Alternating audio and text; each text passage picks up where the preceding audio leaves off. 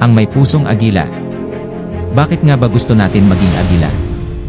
Ang pangunahing layunin ng agila ay ang pagtulong sa kapwa.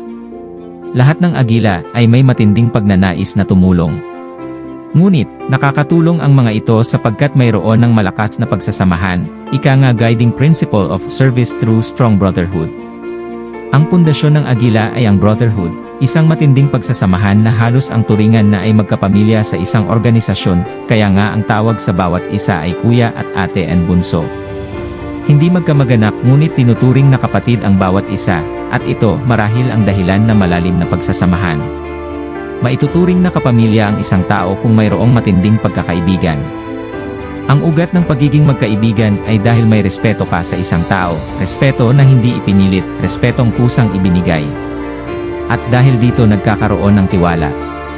Tiwala na dapat pangalagaan sapagkat ang tiwala ay nagmumula sa pagmamahala ng bawat isa. Naway manatili ang pagmamahal na ito sa bawat isa. Naway mas lalo pang lumalim ang pagmamahalan na ito na kahit anumang unos ay hindi bibigay. Sana mas lalo pang tumindi ang kapit sa bawat isa at isa puso ang pagiging isang agila. Friends to all and enemy to none, above all, maraming salamat sa ating nag-iisang Panginoon na siyang sentro ng ating lakas, financially, provision, knowledge and wisdom. To end, I would like to challenge Emma fellow Eagle, and to our new inducted members Kuya, At and Bunso to make a difference in our representative areas, initiate projects and programs, and serve with passion to our community. Maraming salamat po sa inyong lahat.